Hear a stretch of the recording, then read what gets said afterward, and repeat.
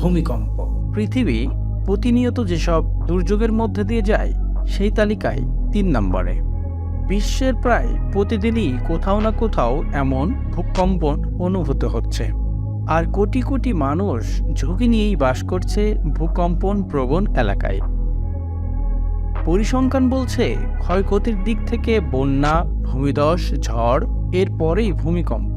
গত 20 বছরে সারা বিশ্বে অন্তত 10 লাখ মানুষ মারা গেছে।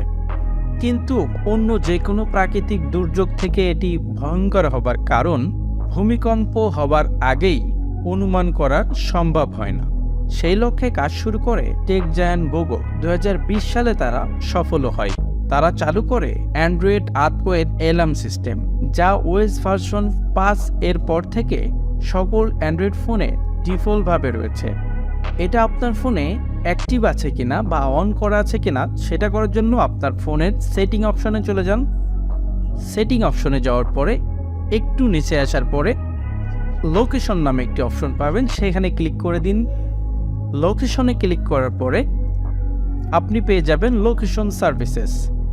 আপনি সেখানে একটা ক্লিক করে দিন। সেখানে ক্লিক করে দেওয়ার পরে আপনি কিন্তু পেয়ে যাচ্ছেন আর্থকোয়েক অ্যালার্ম। আপনি এটি দেখবেন আপনার ফোনে অন করা আছে কিনা। যদি অন করা না থাকে তাহলে এটি আপনি অন করে দিবেন। আপনি এখান থেকে ডেমো দেখতে পারেন।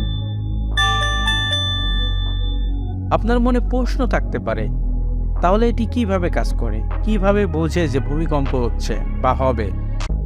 এটি মূলত কাজ করে ফোনটি যেই লোকেশনে আছে সেই লোকেশনে ভূমিধস, ভূমিকম্প কিংবা অগ্নিকাণ্ড ঘটছে কিনা এগুলো শনাক্ত করে আপনাকে নোটিফিকেশন দেয় এবং এগুলো গুগল সার্ভারে পাঠিয়ে দেয়।